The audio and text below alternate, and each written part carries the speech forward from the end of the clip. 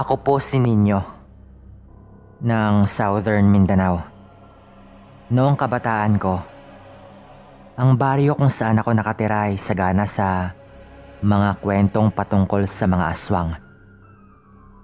Bihira kang makakatagpo ng taong hindi naniniwala sa aswang sa baryo namin. Kumbaga, parang parte na ito ng mga usap-usapan sa tuwing ginaganahan ng mga matatandang magkwentuhan ng mga kababalaghan. Galing ako sa mahirap na pamilya.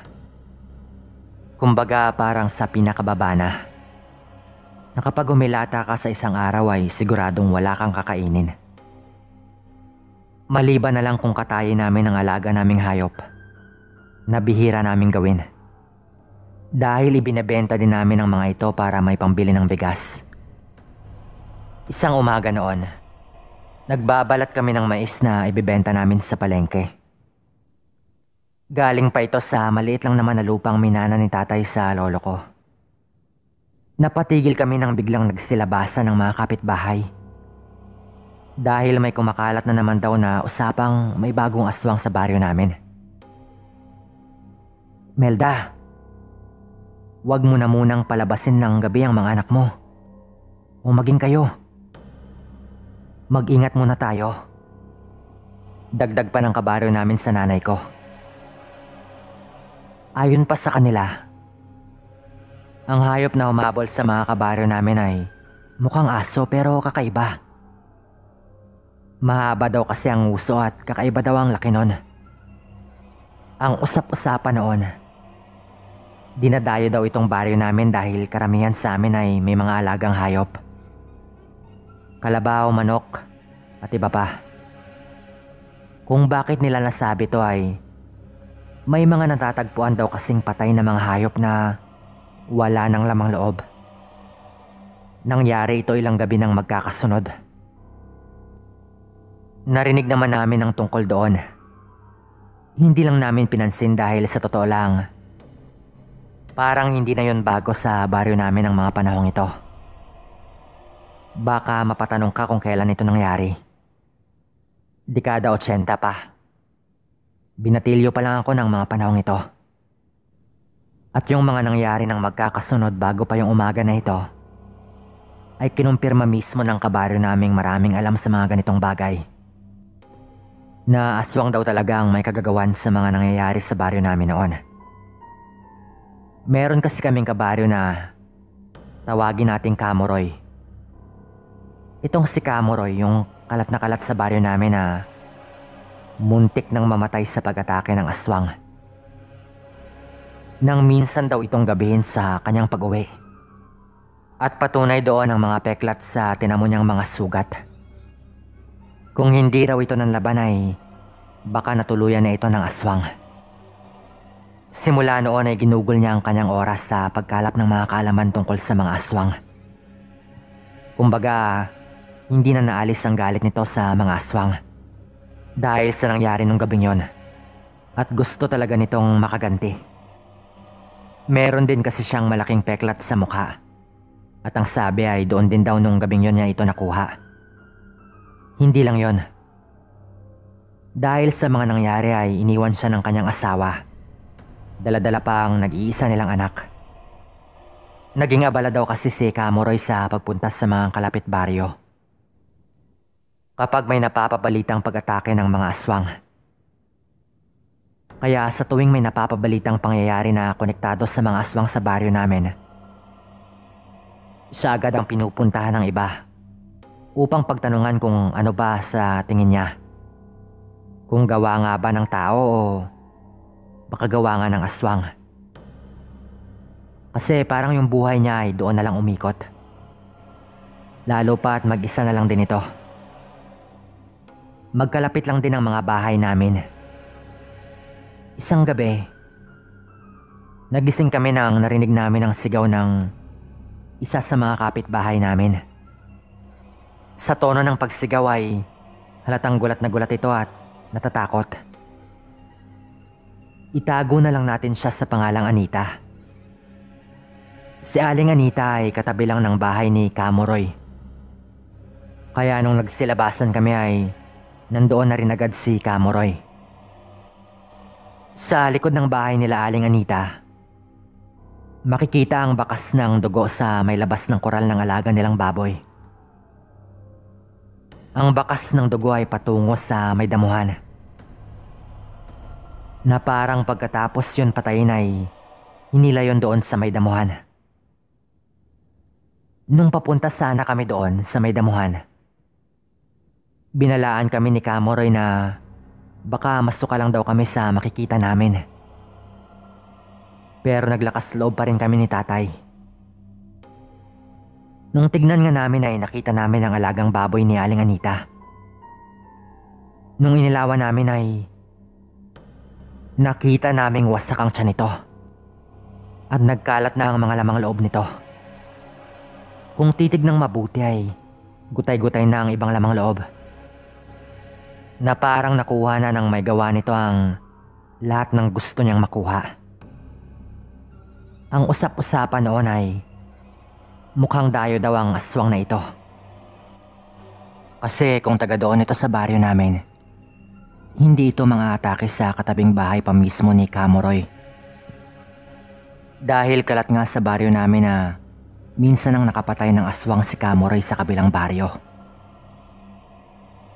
Kahit hindi sumasagot si Kamuroy pag tinatanong namin siya tungkol doon, ma-prinsipyo kasi siyang tao. Kaya kung hindi yun totoo, siguradong nilinaw na niya. Kaya malamang ay nagpapatunay ang pagtahimik niya kapag tinatanong siya tungkol doon. Pumasok na kayo sa mga pamamahay niyo. Kailangan ko ng ilang kalalakihan. Sa tingin ko ay nandito pa yon sa paligid. Maliit lang yung baboy na nadali niya. Hindi nakukontento sa ganyan ng mga bagong salin lang na aswang. Narinig ko pang sabi ni Kamuroy. Tinanong siya ng isang kabaryo namin kung paano niya nasabing bagong salin lang. Ang sabi naman ni Kamuroy ay halata na raw yon, dahil hindi raw talaga namimili ang mga bagong salin. Basta makakain sila ng atay, mahirap nang gamutin ang pagkaaswang nila. Kahit atay pa ng hayop. Dagdag pa nito, dahil doon ay nagboluntaryo si tatay na sumama sa paglilibot. Gusto ko sanang sumama noon pero hindi pumayag si tatay. Kaya umuwi na ako at sila na ang naglibot dala-dalang kanya-kanya nilang mga armas. Habang nasa bahay kami ay nag-aalala kami noon, dahil dinig na dinig namin ang tahulan ng mga aso. Si nanay ay pabalik-balik dahil nag-aalala siya kay tatay. Mga 1 oras ang nakalipas ay bigla nang may kumatok sa pinto namin. Napabalikwas kami lalo na nung narinig namin ang boses ni tatay. Akala ko ay normal lang na umuwi sila at hindi nila naabutan yung aswang. Pero gulat na gulat kami nang buksan namin ang pinto. May mga dugo sa damit ni tatay at may mga sugat ito sa braso. Salamat kay paring Moroy at hindi ako napuruhan. Ang tanging sambit ni tatay at agad namin siyang pinapasok. Hindi alam ni nanay ang gagawin noon pero agad din kumatok si Kamuroy at pumasok ito. Nandoon din ang 2 pang kabaryo na kasama nila. May dalang bote si Kamuroy na may mga lamang kung ano-ano. Parang langis na may nakababad na kung ano-ano sa loob ng bote. Pagkatapos na hugasan ng mga sugat ni tatay, binuhusan niya iyon ng langis na dala niya. Pinahiran niya ng bawang sabay tapal ng halamang gamot. Doon na kami kumalma at umupo kaming lahat sa sala ng bahay namin. Ang 2 naman ay pinauwi na ni Kamuroy. Ikwinento ni tatay at ni Kamuroy ang nangyari. Bale, ginagaluga daw nila ang gubat doon din banda sa baryo namin. Noong panahon kasing ito ay hindi pa nabibili ng mayamang negosyante ang parting yon sa baryo namin. Kaya may kasukalan pa talaga doon banda. 4 lang sila at sa may madamong parte ng gubat, nakita nila na may mga nagkalat pang lamang loob ng hayop. Napansin din nilang nakahapay ang mga damo doon na parang may dumaan doon banda ng mga oras na yon. Si Kamoray ang nauna. May hawak daw itong itak na gawa sa purong tanso. Halatang pinasadya niyang gawin yon. Ang tatay ko naman ang nasa pinakalikod o sa hulihan habang naglalakad sila. Marahan at maingat silang naglalakad at sinusundan ng mga bakas na naiwan doon. Talasan niyo ang mga mata niyo. Hindi pa nakakalayo yun. Malamang wala pang kontrol yon sa sarili. Pabulong na wika ni Kamuroy sa kanila. Nasa kalagitnaan na sila nung bigla daw tumigil si Kamuroy at napahawak sa dibdib nito. Siyempre, nagtaka sila tatay. Yun pala, hinahawakan nito ang kanyang anting-anting. Dahil bigla na lang daw yung nag-init. Saktong sumigaw daw si Kamuroy na nasa malapit lang ang aswang. Nang biglang mula sa damuhan ay may mabilis na dumumog kay tatay. Ayon pa kay tatay, kahit hawak-hawak daw niya ang kanyang itak ay hindi na siya nakagalaw sa labis na kaba. At napakalakas daw ng aswang. Ang mga galos niya sa kamay ay mula sa mahaba nitong mga kuko. Halatang wala daw ito sa sarili. Dahil parang uhaw na uhaw daw ito na kahit sino man lang ay aatakihin ito. At pinipilit na daw nitong sakalin si tatay. Sigaw daw ng sigaw si tatay. Nang bigla na lang nangisay ang aswang na yon. At ang tanging nakita daw ni tatay ay ang galit na si Kamuroy. Pinagtataga daw nito ang aswang na halos nabalot din ng dugo ang damit ni tatay. Nung tumigil si Kamuroy, doon na binalikwas ni tatay ang aswang sa pagkakadumog nito sa kanya. Buong akala ni tatay ay lalaki yon, pagkat hindi daw talaga halata sa itsura. Lalo pa at puro balahibo daw ang katawan nito. Ngunit nung nagbalik daw ito sa tunay niyang anyo, nagulat sila tatay dahil babae daw pala yon. Nanginginig ang kamay ni tatay nung nagkukwento siya. Nahalatang labis na takot ang naramdaman nito ng panahong yon. Naawa daw sila sa babae, maliban lang kay Kamuroy. Parang sanay na raw itong makakita ng ganoong eksena.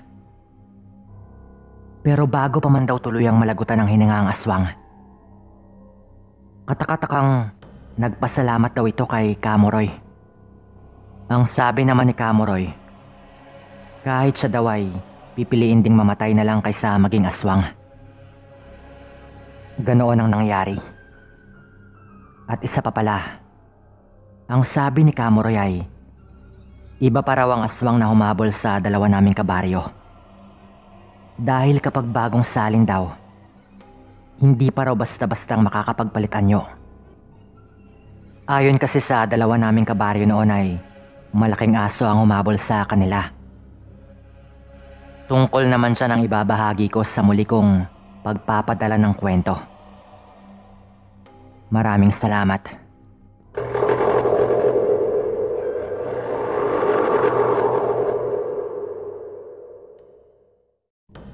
Ako nga po pala si Noli.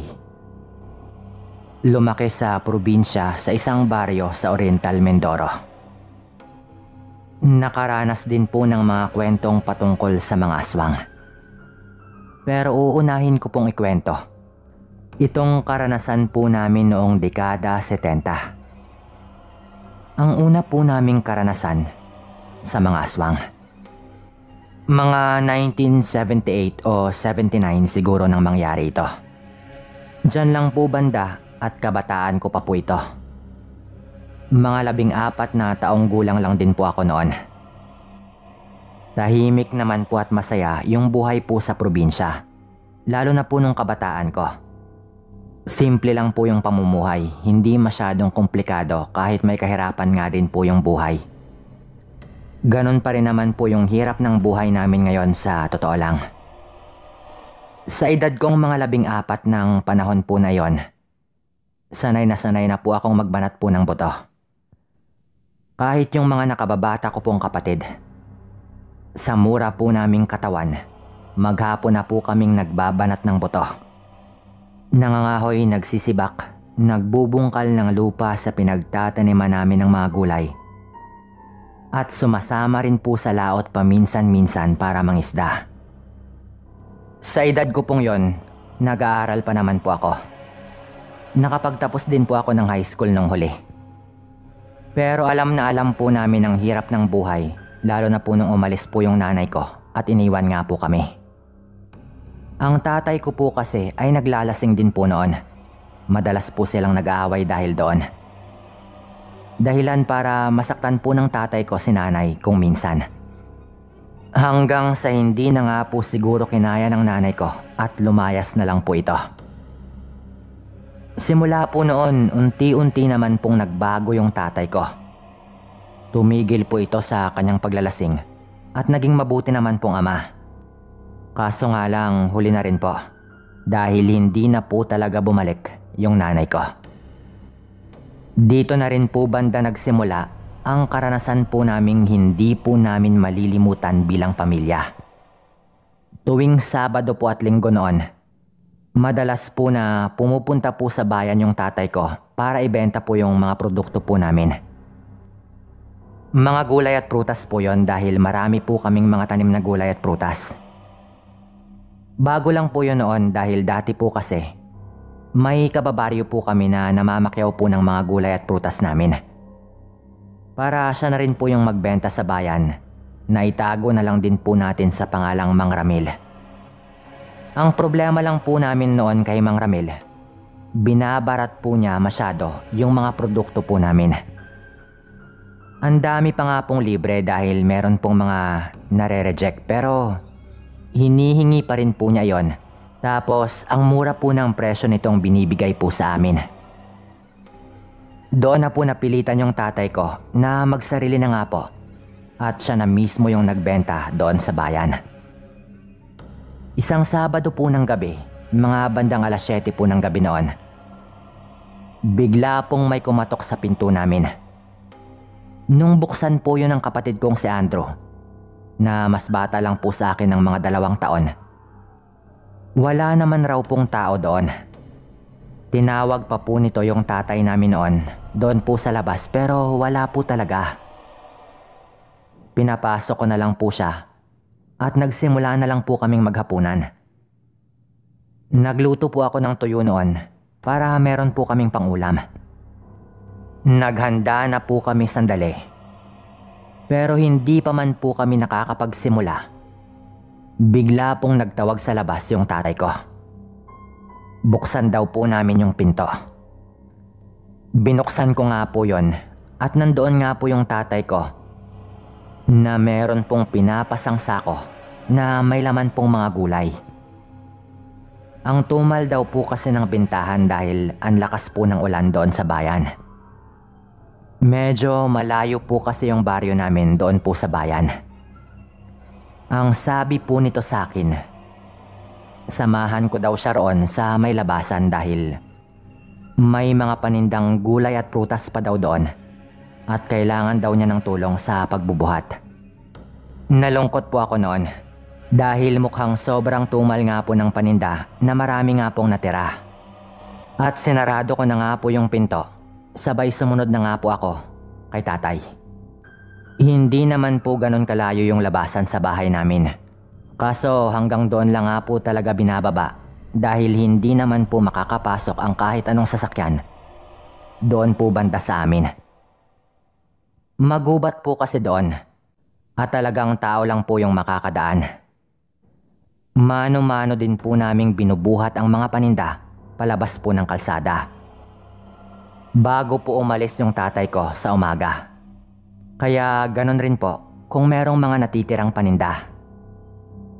Habang naglalakad po kami noon palabas nga po ng kalsada, bigla po kaming nakarinig ng isang alulong. Yung tipong nakakabigla, nakikilabutan ka po sandali.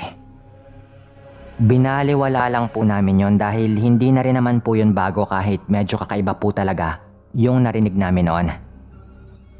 Pero syempre, hindi naman po yung tipong bigla po kaming nag-isip na baka merong ganito o baka merong ganyan. Ang sabi lang po ng tatay ko noon, "Anak, bumalik ka na muna siguro. Takbuhin mo muna at sabihin sila na isara lahat ng pinto at ng bintana." Wika po noon ng tatay ko. Syempre, nag-aalala rin po siguro yung tatay ko noon. Kahit unang beses pa lang din po namin na parang kinilabutan po ng ganon. Kaya sinunod ko naman po yung sabi ng tatay ko habang nagpatuloy naman po siya. Lalo at nasa may kalsada na nga rin po kami. Tumakbo lang po ako noon na hindi naman po yung tipong natakot po ako o ano.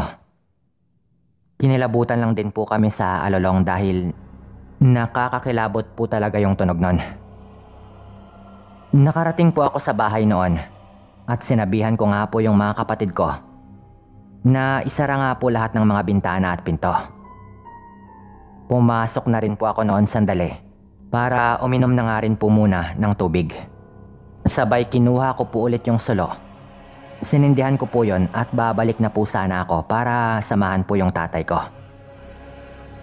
Nung pagbukas ko po ng pinto, ilang metro lang po doon sa may labas po mismo ng pinto, sa likod po ng mga damo, may nakita po akong parang isang napakalaking aso na nagliliwanag po yung mga mata sa dilim. Hindi po ako sumigaw noon. Natigilan po ako sa may pinto po mismo. Naaninag ko lang po yon.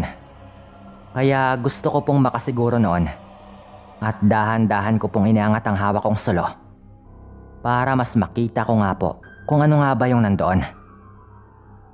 Ngunit bago ko pa man po yun magawa, nakita ko pong mabilis po yung lumabas sa may damuhan na parang aatakihin po ako.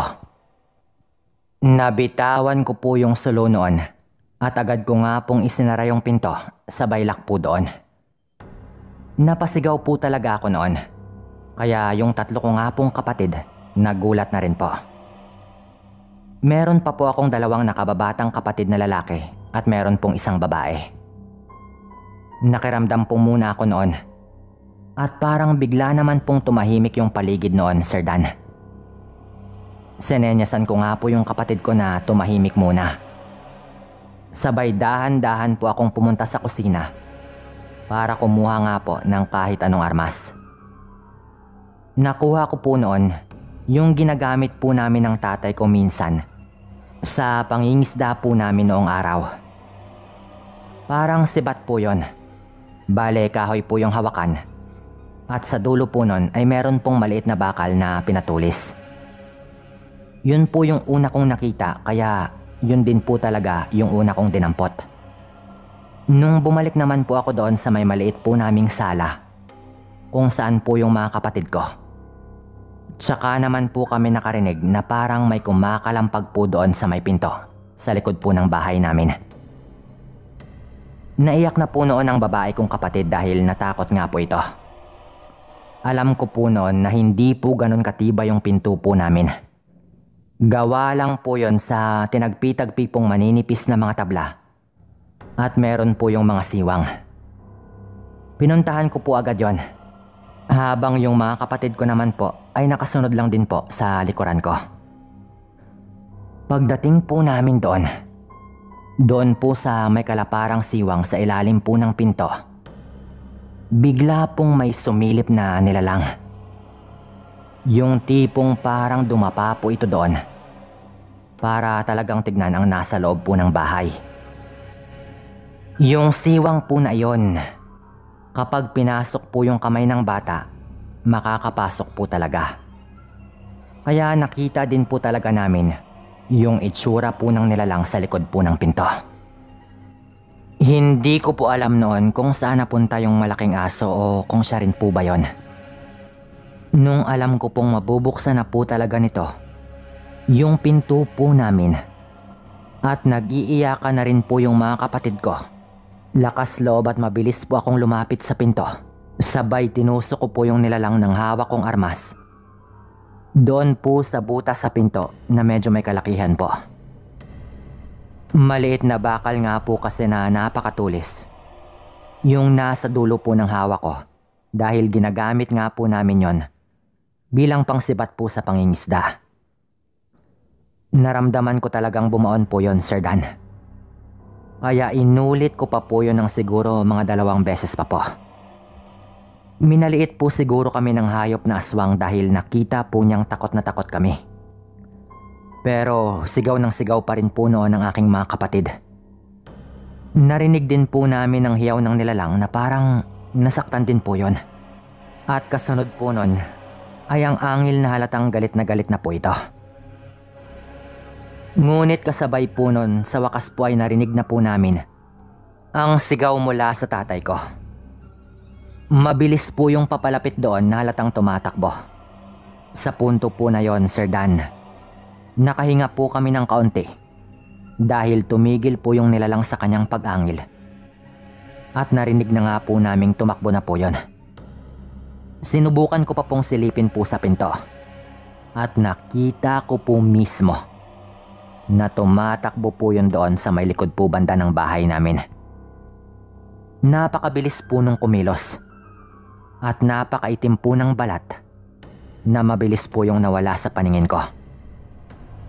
Ayon nga po kay tatay, may buhat-buhat na raw po siyang kaing na merong lamang mga mangga. Nang mapansin daw po niyang parang natagalan talaga ako. Hanggang sa makarinig ng araw po siya ng sigawan. Kaya agad po niyang binitawan ang kanyang pasan-pasan at kumaripas na nga po ito ng takbo. Lalo at wala nga po kaming kapitbahay. Isa-isa po kaming niyakap ng tatay ko noon nang malaman po niya ang nangyari. Ang sabi po ni tatay, iisang tao lang daw ang kanyang naiisip na makakagawa nun sa amin.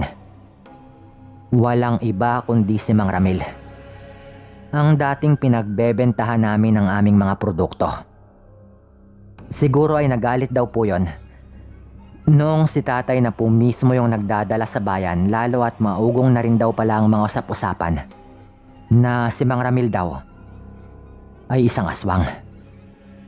Ang ginawa po ni tatay noon, Sir Dan, kinaumagahan, kinausap nga po niya si Mang Ramil at sinabi pong sa tuwing mag-harvest po kami ng mga produkto namin, sa kanya namin ibibenta ang iba doon, habang itutuloy pa rin ng tatay ko ang pagbebenta sa bayan. Kung baga parang hahatiin lang nila. Direkta rin pong sinabi ng tatay ko kay Mang Ramil na alam niyang baka ito yung may gawa sa nangyari sa amin ng gabing yon. Kaya gagawin daw po yun ng tatay ko basta't wag lang po niyang galawin ang pamilya namin. At alam niyo po ba yung naging tugon ni Mang Ramil? Tumangulang daw po ito na hindi man lang po niya pinabulaanan ng sinabi ng tatay ko, na parang tinanggap lang din po nito ang kasunduang inilatag sa kanya ni tatay. Patunay na tama nga po talaga yung hinala ng tatay ko. Simula nga po noon, hindi na po kami nakaramdam ng kakaiba. Ang sabi po ni tatay, baka gusto lang daw po kaming takutin ni Mang Ramil. At hindi naman daw ito siguro ganun kasama. Pero dahil nga po isa nga po itong aswang, patuloy lang po kaming nag-ingat po noon. Hanggang ngayon po kami pa rin po yung nagmamay-ari sa lupa pong tinataniman namin ng mga gulay at prutas. Habang si Mang Ramil naman po, pumanaw na po, ilang taon po yung nakaraan. At ganun rin po yung tatay ko. Hanggang dito na lang din po siguro ito. At kung mapili po ninyo ito, baka magpadala pa po ako ng iba ko pa pong karanasan. Salamat po.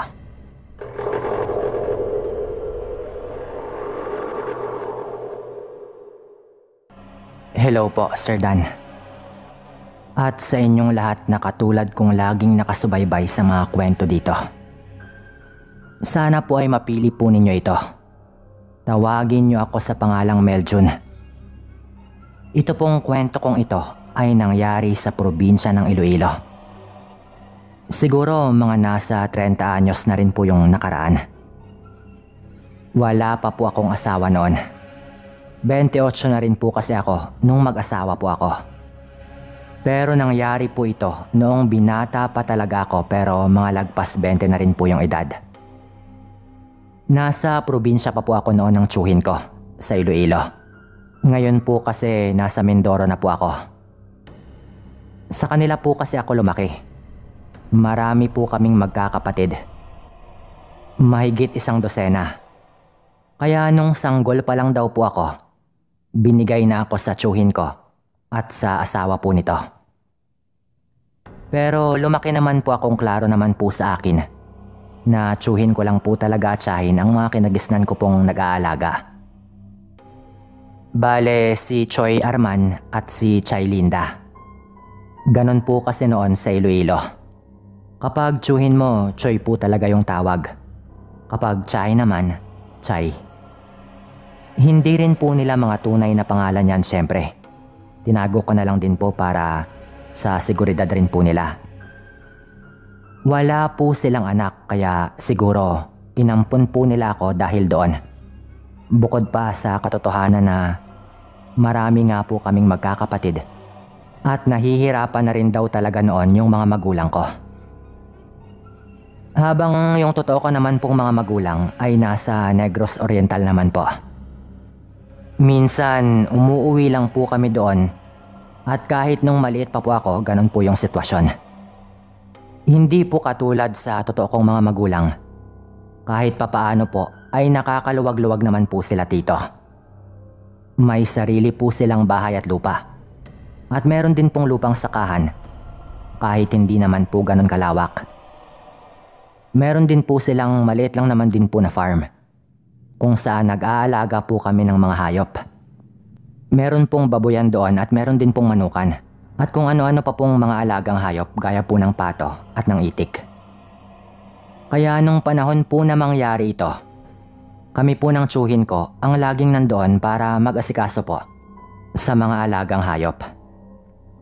May kubo po kami doon kaya paminsan-minsan po ay doon po talaga kami natutulog.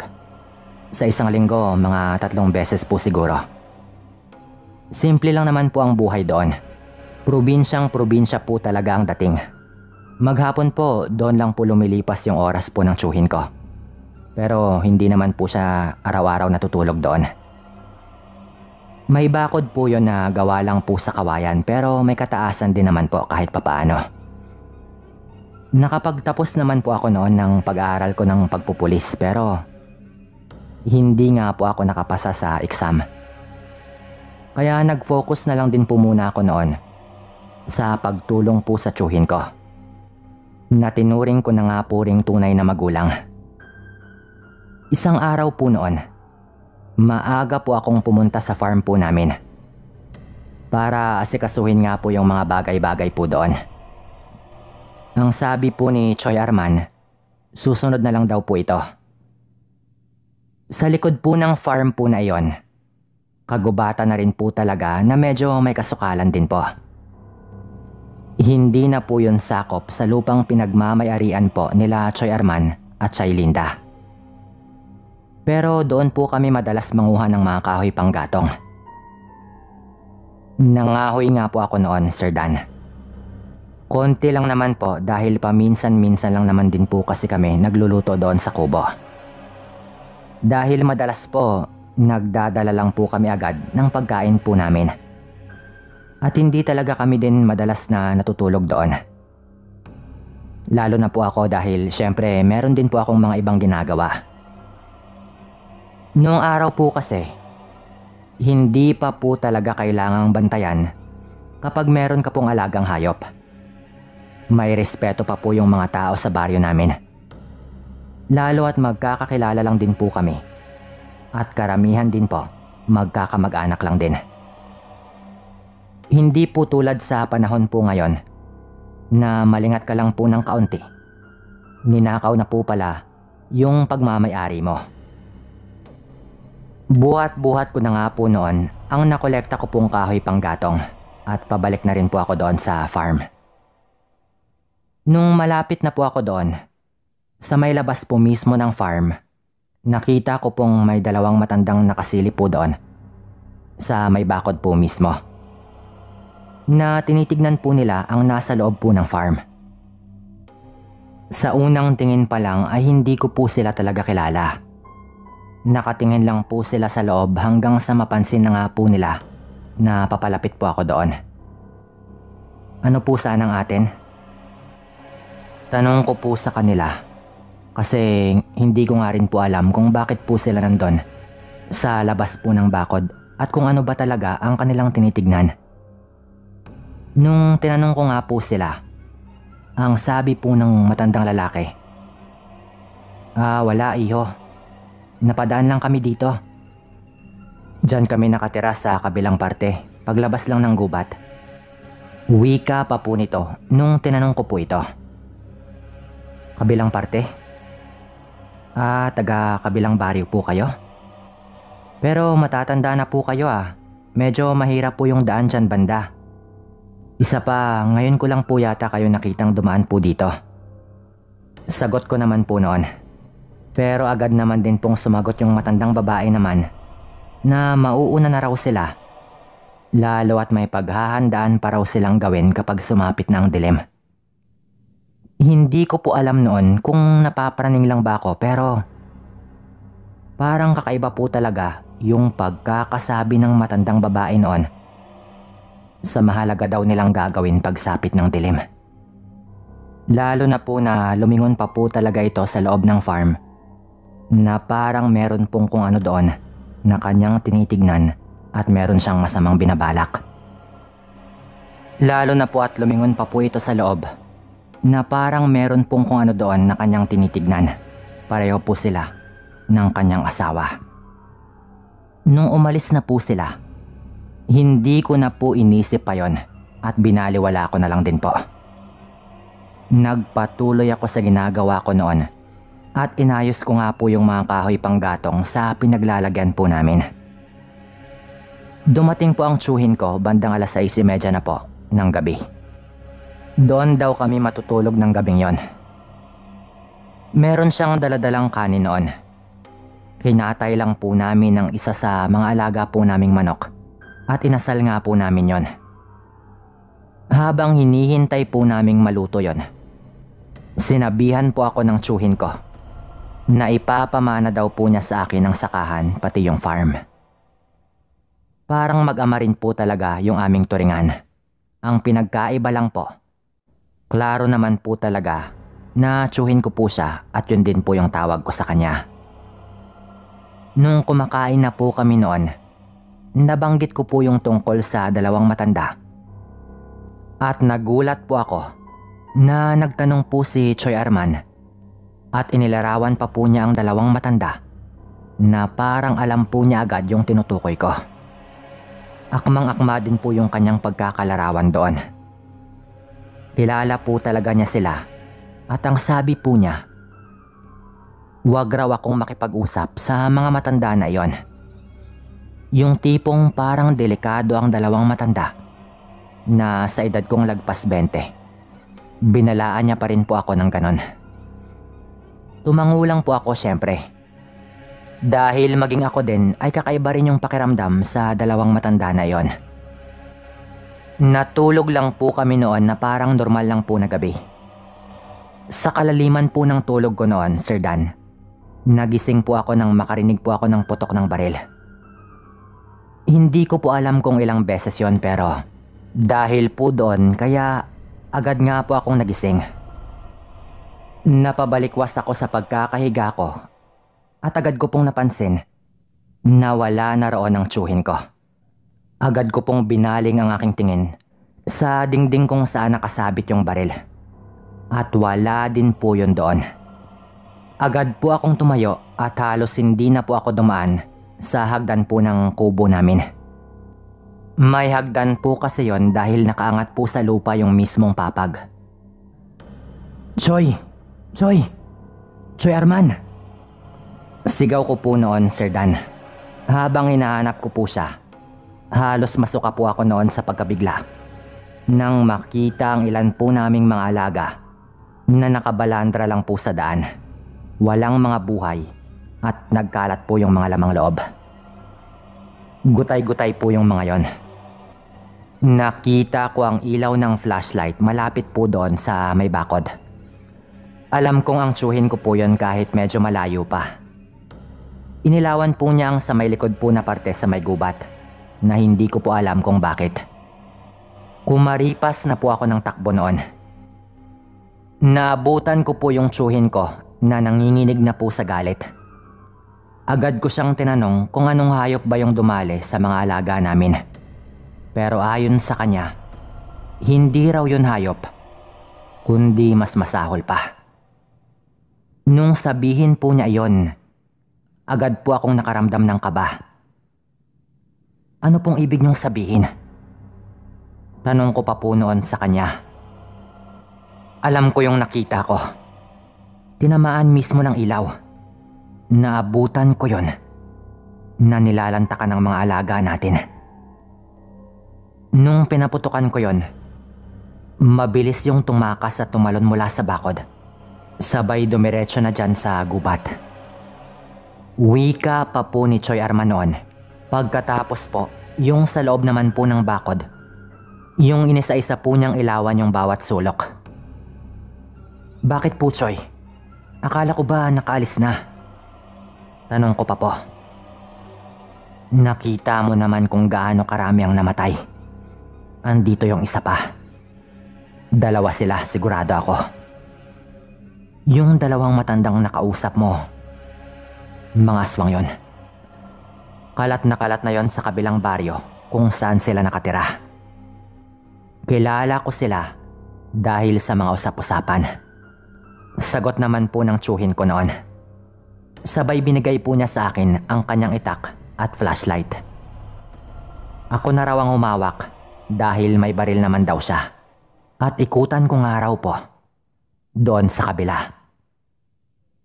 Yun nga po yung ginawa namin noon. Malakas lang po daw talaga ang kutob ng tsuhin ko na nasa paligid pa yung isa. Sa tabi po ng kubo ay ang magkakasunod pong mga kulungan ng manok.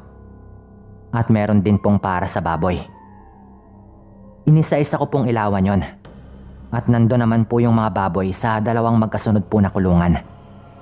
Pero nung ilawan ko po yung pangatlo, laking gulat ko po noon, Sir Dan. Nang makita ko pong wasak na po yung tiyan. Nang isa po sa mga baboy doon sa pangatlo at panghuli na rin po sanang kulungan. Wala na po yung buhay at nagkalat po yung dugo doon. Napasigaw po ako agad sa naghalong pagkabigla at galit. Choy, dito siya galing. Sigaw ko pa po noon.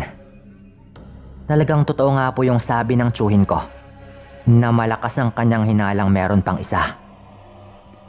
Pagkatapos ko pong sumigaw, ay nailawan ko pa po yung sa may likod ng kubo namin at nahuli pa po ng ilaw ko ang isang matandang lalaki na walang kahit anong saplot. Puno po ng dugo yung bunganga habang nakangisi pa po sa akin at napakapula po ng mata. Naanimoy sinadya pa po nitong magpakita sa akin. Sa galit at kaba ko po, yung hawak ko pong itak, talagang naibato ko po sa kanya sa galit. Sabay ko komprontahin ko po sana yon. Pero mabilis po yung umalis doon sa kanyang kinalalagyan. Siyempre, tumakbo na rin po doon banda ang tsuhin ko noon. At agad nga po akong nakarinig ng putok ng baril. Dahil inikutan po siya ng tsuhin ko doon po sa kabila. Ngunit ayon po kay Choy Arman, laking gulat na lang daw po niya. Dahil pagtalon daw ng aswang sa may damuhan, naging isang hayop na yung kanyang nakita na tumakbo raw ng napakabilis. Talagang mabilis daw po na hindi na po nasundan ng tsuhin ko. Galit na galit po siya noon. Sinabihan po niya ako noon na pupuntahan daw po namin ang mag-asawang nakita ko. Ginawa po namin yon. Talagang pumunta po kami doon sa kabilang parte po ng gubat. Pagdating po namin doon, nagkataong nadaanan po namin ang bahay ng isa sa mga kakilala po ng tsuhin ko. At pinigilan po kami nito, pati po yung kanyang asawa. Ang sabi po nila, hindi raw po kasi namin alam kung baka aswang din po pati yung mga kamag-anak ng 2 matanda. At baka mas malala pa raw po na gulo yung mangyari daw sa amin. Dahil po doon, wala pong nagawa si Choi Arman kundi ang bumalik. Kung baga, binalaan na nga po kami ng taga doon po mismo. Kaya wala naman daw sigurong masama kung sundin na lang daw po namin yon kaysa pairalin namin yung galit. Ang dami pong spekulasyon noon galing po sa mga nakaalam ng nangyari. Kesyo gawa lang daw po ng mga tambay na wala pong magawa sa buhay. O baka gawa lang daw po ng hayop. Hindi na po kami masyadong nagsalita pa po tungkol doon. Umiwas din po kami sa mga taga-radyo na gusto pong kumuha ng interview. Araw-araw po noon nagbabaka sakali po yung tsuhin ko na baka dumaan po doon yung mag-asawa. Pero wala po talaga. Nakiusap naman po kasi yung tiyahin ko noon na wag pong pumunta doon sa kabilang barangay. Sabay-sabay po naming inilibing yung mga hayop po noon. Kung ako lang po yung pagbibigyan, gusto ko po talagang gumanti noon. Pero may punto naman po yung kakilala din ni Choi Arman sa pagpigil po nito sa amin. Siguro, kung sakali pong natuloy kami, baka dumanak po talaga yung dugo. Lalo at may baril nga po yung tsuhin ko. Hanggang dito na lang din po siguro ito. Kung mapili man po ninyo, maraming salamat po.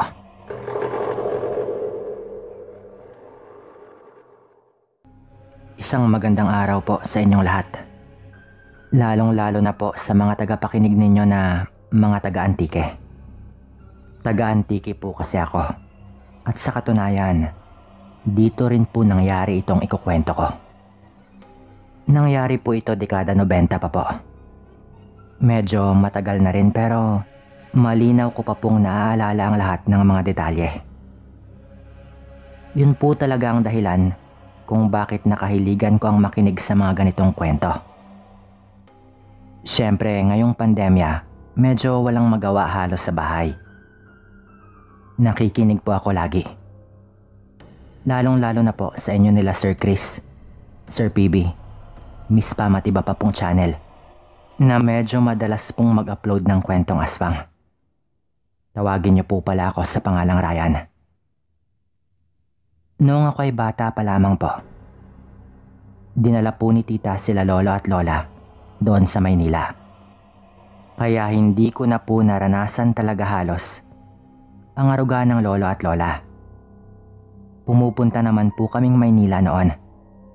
Pero bihirang-bihira lang po talaga at ilang araw lang. Noong ako naman po ay nasa kolehiyo na, doon na po ako naging mas close sa kapatid na babae ni Lola. Natawagin po natin sa pangalang Lola Andeng. Dito rin po sa Antique nakatira. Pero hindi po talaga kami close nung mga bata pa kami. Dahil medyo malayo po sila. Kahit nasa parehong probinsya lang po kami. Nung nasa kolehiyo na po ako, nagkataong lumipat po malapit lang halos sa amin sila Lola Andeng.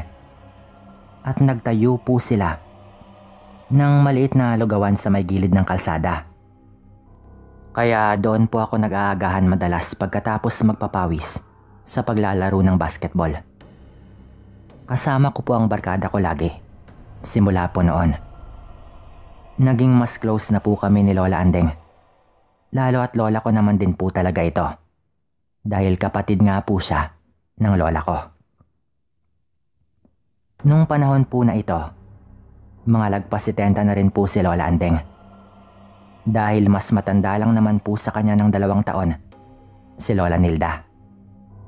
Yung lola ko po talaga na nanay ng mama ko. May mga tricycle driver na nag-uusap tungkol sa isang aswang doon sa lugawan ni Lola Andeng. Narinig po namin ang usapan ng mga ito na yung bata raw sa kanilang sityo, muntik na raw makuha ng isang aswang sa mismong bahay daw nito. Pamangkin ng bata ng isa sa mga driver na nagkukwentuhan. At siya raw mismo at ang kanyang asawa ang nakakita doon. Kaya hindi raw na ituloy ng aswang ang kanyang balak gawin. Talagang pumasok daw kasi yon sa bahay mismo. Tinanong ko po noon si Lola Andeng kung ano ang masasabi niya tungkol doon.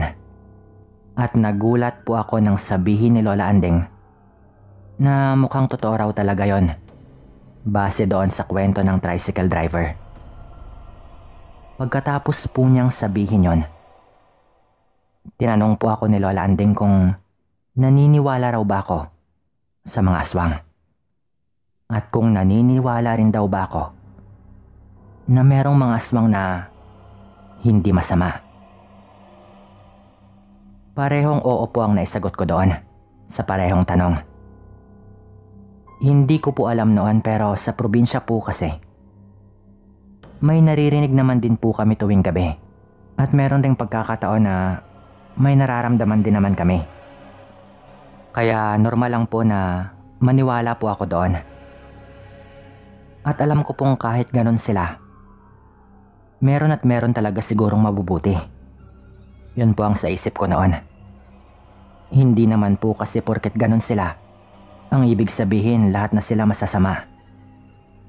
Hindi ko naman po akalain na yung usapan po namin na ito ay yung parang magiging simula na pala ng magiging karanasan ko. Isang gabi po, galing po kaming eskwelahan noon ng kapatid ko. Sa pinakasentro po ng bayan ng Antique pa kasi kami nag-aaral. At medyo malayo-layo din doon yung lugar po namin. Kaya ginabi rin po ako dahil hinihintay ko ang kapatid kong babae na nasa 4th year high school na noon. May practice po sila noon ng badminton, kaya gagabihin po talaga ito. Hinihintay ko po ito minsan kapag ganon. Dahil nga nag-aalala rin po ako na mag-isa itong uuwi sa gabi.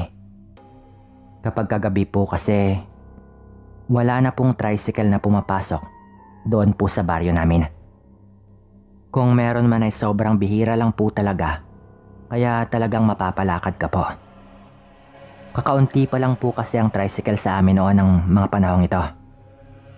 Ayoko naman pong maglakad siyang mag-isa syempre. Habang naglalakad po kami, na medyo malapit na rin po kami sa bahay, may narinig po kaming batang umiiyak. Hindi naman po sana namin papansinin yon. Kaso nga lang, yung bata pong umiiyak ay doon po talaga namin naririnig banda sa may kawayanan. Ang sabi po ng kapatid ko noon, baka naliligaw yung bata. Kaya puntahan raw namin. Lalo at sobrang lapit lang naman po sa kalsada ng umiiyak na yon. Mga ilang metro lang po naman. Yung tipong parang nasa likod lang po ito ng mga kawayan na malapit lang din po sa kalsada. Pero bigla pong nag-iba ang iyak ng bata. Yung tipong parang natakot na parang merong humahabol sa kanya o kung ano man. Kaya nagmadali po kami noon ng kapatid ko. Pagpasok po namin doon sa may kawayanan, agad po naming nakita ang isang malaking aso. Hindi, lubos po yung nakakatakot kaysa sa isang malaking aso lang na hindi ko po yun maipaliwanag. Yung angil po noon, talagang manginginig ka kapag narinig mo. Agad ko pong tinakpan ang bibig ng kapatid ko at dumapa po kami pareho sa likod ng mga kawayan. Iyak po ng iyak yung bata. At nung nagsalita po yung bata na sinisigaw niyang layuan siya nung hayop na iyon, nakilala ko po agad yung boses. Hindi po ako pwedeng magkamali na boses po iyon ni Ninya. Bale, pamangkin ko na po yun. Dahil apo po yun sa tuhod ni Lola Andeng. At mas lalo ko po yung nakumpirma nung humihingi po ito ng tulong sa kanyang Lola Andeng.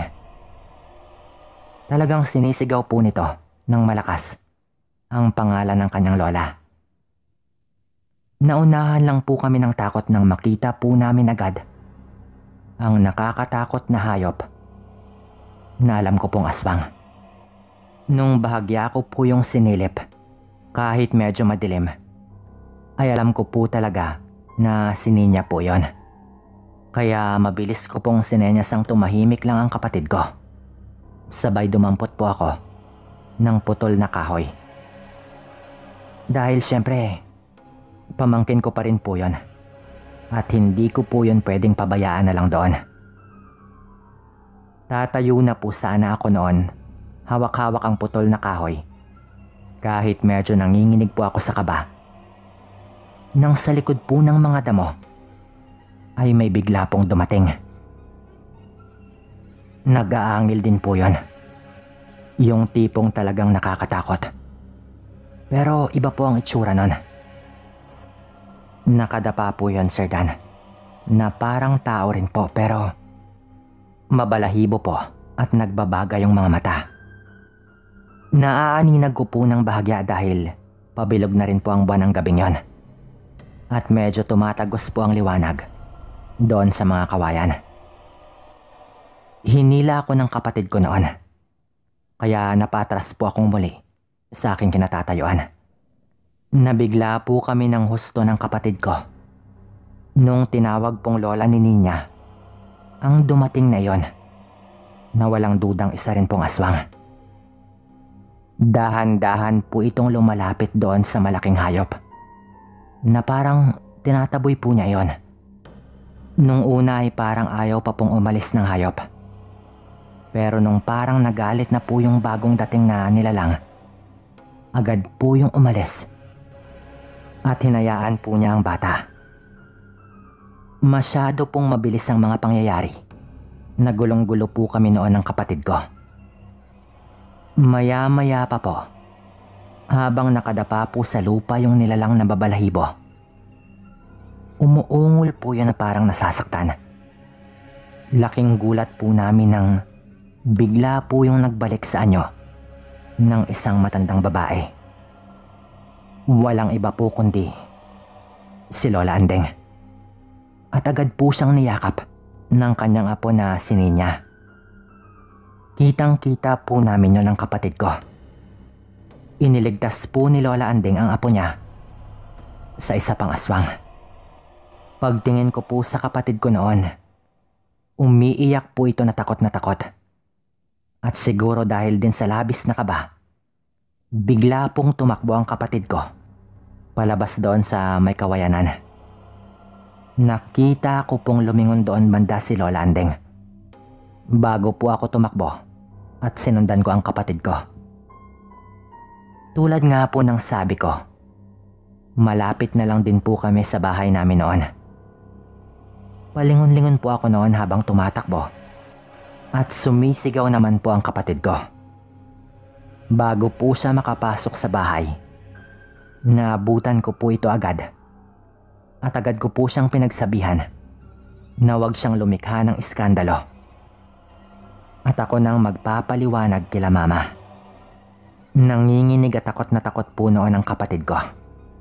Maging ako po, kinakabahan pa rin po noon kahit nasa bahay na po kami. Sa ilang minuto po na naroon kami sa labas, napakarami na pong nangyari. Merong aswang na gustong umatake kay Ninya. Tapos biglang dumating ang isa pang aswang na walang iba pala kundi si Lola Andeng. Talagang malilito ka po kapag ganun ang iyong nasaksihan at nalaman. Nang sabihin ko po yun kay mama, nagtaka po ako nung bigla po niya akong hinila sa may kusina. At ang una po nitong sinabi, nakita nyo na pala mismo. Nalaman nyo na rin. Pero wag niyong huhusgahan ang lola ninyo. Hindi siya masama. Yan ang sinisigurado ko sa inyo. Sad pa po ng mama ko noon. At sinabihan niya po ako na wag na raw naming sabihin pa kay papa. Dahil masyado raw itong madaldal kapag nalalasing. Matagal na rin po palang alam ni mama ang tungkol doon. Sa mga sinabi po niyang iyon, napanatag naman po kami ng kapatid ko kahit papaano. Kinabukasan po, Pinuntahan po namin sa bahay nila sila Lola Andeng. Nasa labas pa lang po kami. Alam na po nito ang punta namin doon. Kayo nga yun, di ba? Nung isang gabi. Alam nyo, kung hindi ako dumating, baka na paano na itong pamangkin mo. Hindi kasi namin namalaya na lumabas pala ito ng gabi. Nagkataon pa na po ko talaga ang muntik ng biktimahin ng isa ring kagaya kong aswang. Sad pa po nito sa amin. At kung hindi raw sa dumating, baka pati daw kami ay napahamak doon. Nakita raw niyang may hawak ako na putol na kahoy bago ko sinundan ng kapatid ko. Kaya alam niyang lalaban sana ako doon. At sigurado raw siyang mapapahamak ako kung sakaling nangyari yon. Pagkatapos po nun, ay pinaliwanag po niya sa amin ang lahat. Hindi raw siya nang bibiktima ng tao. At mas lalong hindi daw siya sumusubok na manghawa. Malinis rin daw at walang kahit anong hinahalo ang kanyang tinitindang lugaw.